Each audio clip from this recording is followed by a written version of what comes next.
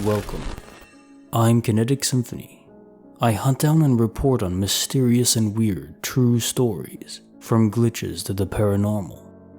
This is my weekly compendium of case reports between the 12th to the 17th of May, 2021.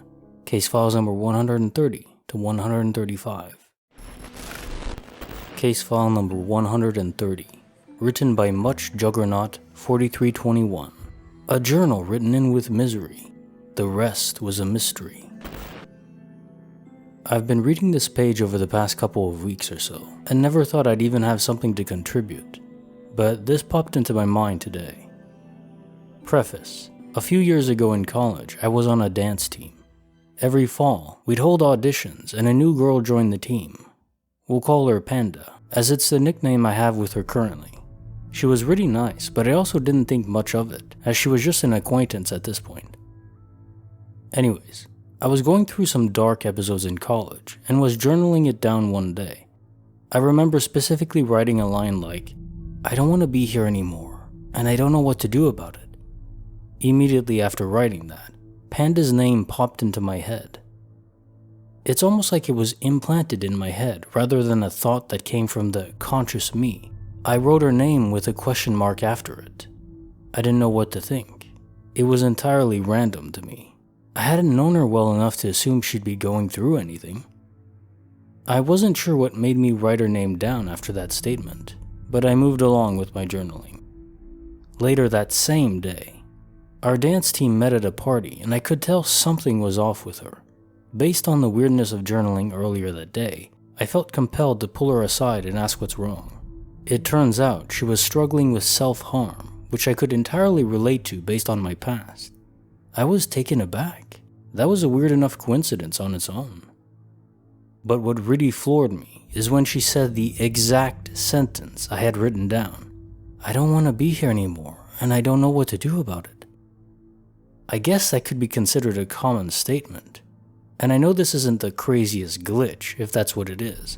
But I'm also not someone that expects things like this to happen to me. I know the universe is weird, but my life feels very average and normal. What are the chances I would write something down hours before it was said to me and predict who was going to say it? Ultimately, her and I ended up becoming best friends, and it was that day that made all the difference. Case notes, file number 130. You saved each other. I don't know if this was a glitch or if somehow your minds were synced and connected. Frankly, coincidences do happen all the time. I do lean a little towards it being more mysterious, mainly because she thought the exact same line that you had written down. It could be a coincidence, but it's not very likely. That would be quite the fluke if no other phenomena was involved.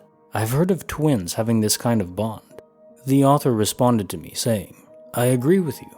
We are both very emotional, but the more we've gotten to know each other, we've realized that our issues are fundamentally different. We are a great support system for each other though." Case file number 131, written by Mean Logic. Invisible to the eye, maybe here to say goodbye. Just a bit of background info. I'm a technology industry professional, currently working on teaching vehicles how to drive themselves. In order for this technology to work, it uses a mix of radar and Lidar to read the world around it, build a 3D representation of what it sees, and then categorize it before mapping it out in real time. Essentially, it constructs the world around it to constantly learn, adapt, and self-navigate from point A to point B and beyond. As a part of this process, we often send out mapping vehicles to pre-map the area and/or determine if the area is a viable location for such a vehicle to operate in. A process we typically do at night because there's way less traffic on the road, and we have ample time to correct any issues that may occur. Last year, while one of our mapping vehicles was out and about, it happened to enter into a cemetery one evening. We don't map cemeteries, but we will sometimes map the entrance and driveways of some locations in order to provide the vehicle additional options should it run into something we'd rather avoid. For example, road construction, police activity, or an accident. In any case, the vehicle wound up going into the cemetery. A few moments later, the technician watching what the vehicle was picking up goes, "Hey man, are you seeing this?" As I stated, the vehicle will scan and categorize whatever it picks up in its area of operation. I look at the screen, and although the vehicle was picking up and categorizing pedestrians in the area, there was no one there to see. Even the categorization was fluctuating from pedestrian to unknown to even animal. We'd see them pop up on the lidar the vehicle was using to scan the area and the trajectory they were headed in at that time, look up the real-time cameras, and nothing. Both of us are natural skeptics, but both of us have also had our experiences with things we couldn't explain, so it's a healthy skepticism. We kept looking for ways to debunk what it was we were seeing, but there was no explanation we could think of. The vehicle was clearly picking up something on its lidar that we just could not see in the cameras.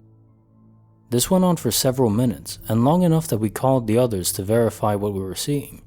Whatever the vehicle was picking up that night was something that we just couldn't see with the naked eye. Case notes, file number 131. The system, using radar and Lidar, was detecting something, but you just couldn't see it. I don't know if radar and Lidar are known to detect ghosts. It is a cemetery, so one would think, it must be a spirit then. I mean, it could be. The author responded to me saying, oh, definitely. Headlights were on. All other lights, such as brake lights and turn signals, were working. As I mentioned to someone else, the vehicle and its ability are safe enough that we use these vehicles to drive actual passengers around with no driver in the front seat. They drive themselves completely autonomously. There are, however, technicians like myself who can monitor the vehicle and even take control remotely if necessary, should the vehicle run into an issue it cannot think through on its own.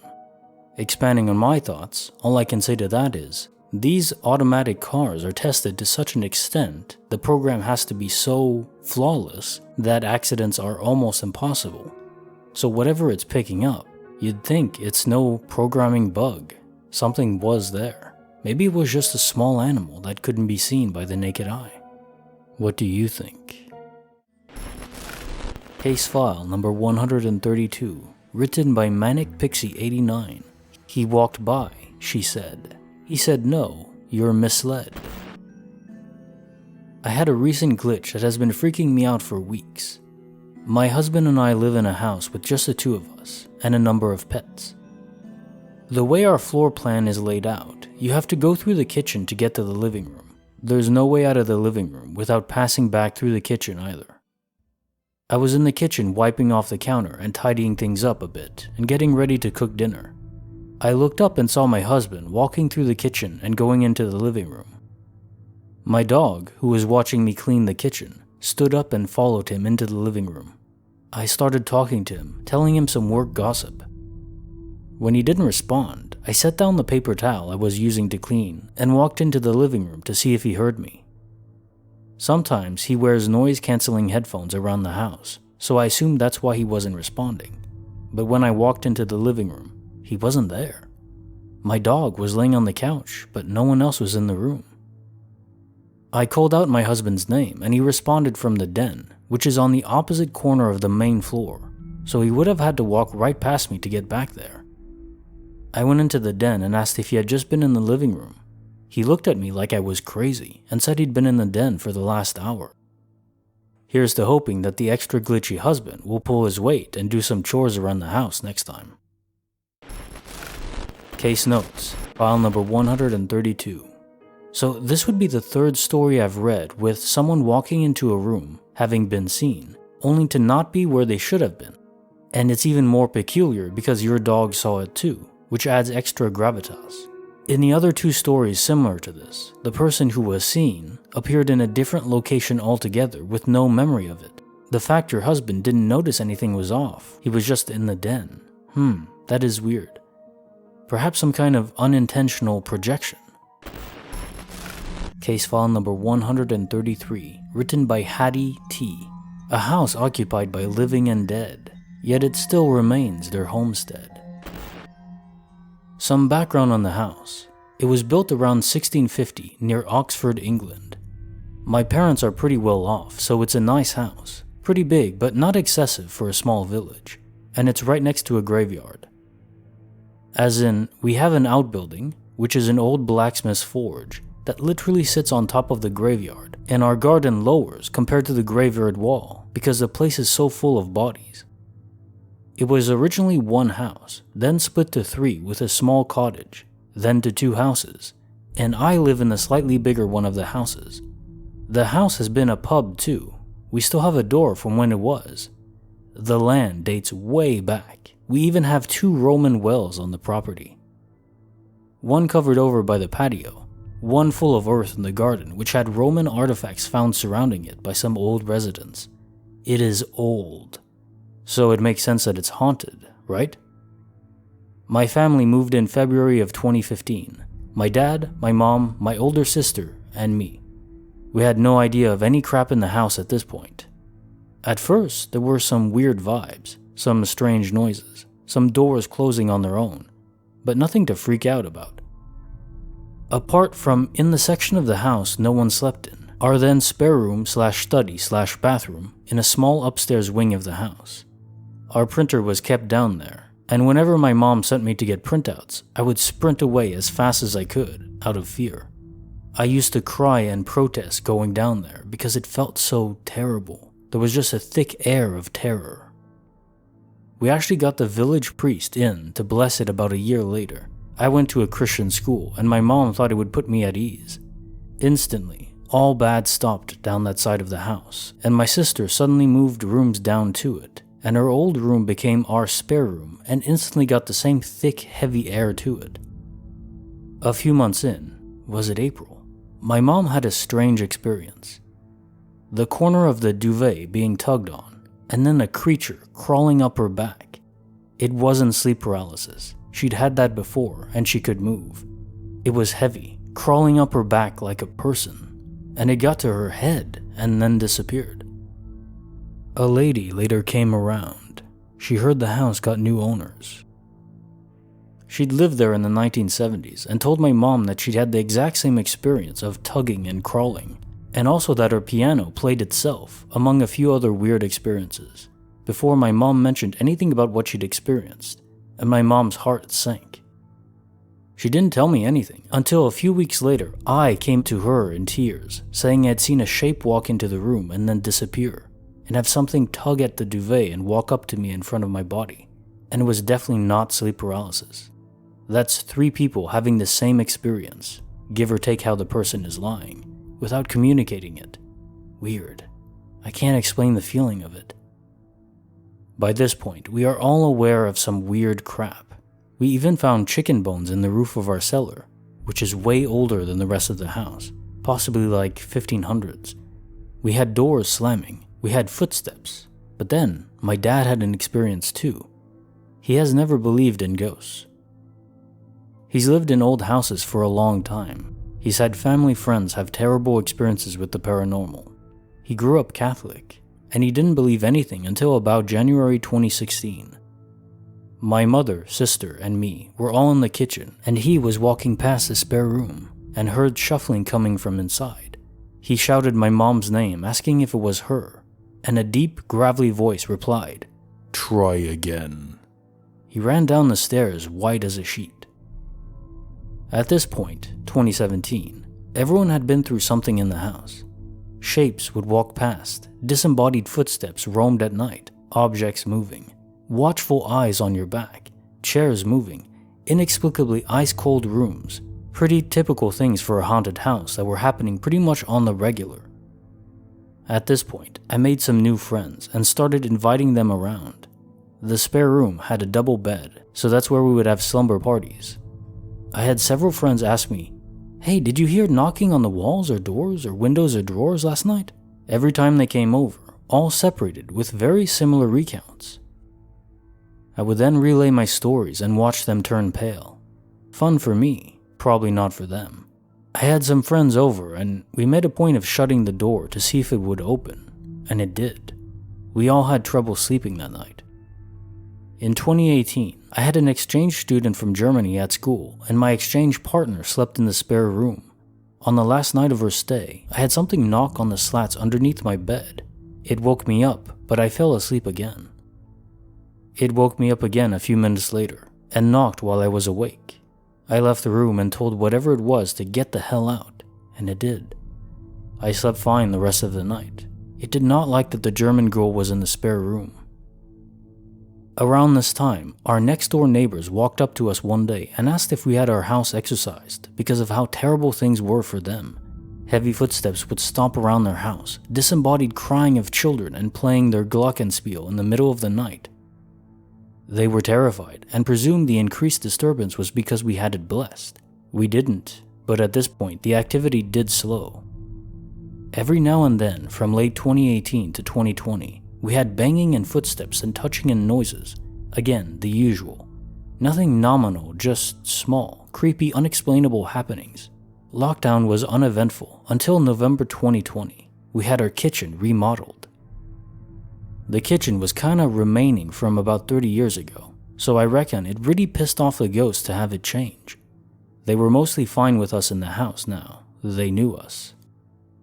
We had lived there for 5 years after all. But our builder, they hated. He worked during the day when me and my sister were at school. My dad at work and my mom, who works from home, would run errands. One day, the builder asked my mom if someone else lived with us. She said no and asked why. He said he heard footsteps in my room, above the kitchen, and doors slamming, and voices and noises during the day that started the moment we were all out of the house. He also heard footsteps walk into the kitchen and stand behind him, thinking it was my mother and striking up conversation, but realizing she was out of the house when she didn't reply, and there was nothing there. Several times he thought someone was there with him and heard them move and breathe when they weren't there. He's a 6'2" burly, muscular firefighter, and he also felt a larger person, bearing in mind everyone in my house is 5'6" to 5'8", and we always hit our heads walking around, leaning over him and looking over his shoulder, feeling them in his space. You know when someone stands next to you, and there being nothing there. Seeing this giant, petrified, was quite funny in honesty, but it's a strange experience. This brings us to present day. Yesterday, I was going out with my mom, shopping. I thought her car started, so I ran into the spare room to look out the window at the driveway to see her car, and the car wasn't started. I shrugged it off and kept looking out the window for a couple of seconds, when I heard shuffling and breathing behind me. I spun around, and on the other side of the double bed was a kid, a young boy about 6, staring at me. He was pale, dark-haired, and dirty. He looked sick and malnourished. He didn't feel scary or mean, he just felt sad, and the room was freezing. I would have thought he was a real kid if he didn't look so out of place. We looked at each other for what felt like a lifetime, but was really 3 seconds, and I sprinted out of the room and yelled for my mom. I relayed the story to my parents and they were horrified. My dad went to look and saw nothing. My mom went upstairs and said there was the same thick, heavy air throughout the whole upstairs. It's like a portal opens up and the house feels so unnaturally wrong and hostile. It's unlike anything I've ever felt before in my life. Seeing it was easily the most scared I've ever been. It reminds me of when my neighbors said they heard children. I'm an atheist, but I slept with a crucifix next to me last night, not taking any chances. So yeah, that's the story of my house and the hauntings. Super creepy, but it doesn't feel malicious. There's spirits, but they don't mean me harm. They're just trapped, I reckon. Hope you enjoyed. Case notes, file number 133. I would say this story speaks for itself. There are entities in your home. I don't know how you managed to stay around, but I guess it is your home, and it's not easy to leave it. I would say though, outside of the try again moment, none of these sound truly malevolent. Like you, I think they're probably just trapped there, but they don't mean you harm. Although the crawler spirit that went up on your mom, that's a bit creepy. But it strikes me more as like a deviant troll than outright malice. Case file number 134, written by Becca Love 3. An unlikely dose of grit took care of those misfits. When I was 15, a drug deal gone bad resulted in a shooting. A man lost his leg and another ended up in jail. My stepdad was a drug dealer. He sold weed, nothing hard like coke or meth as far as I know.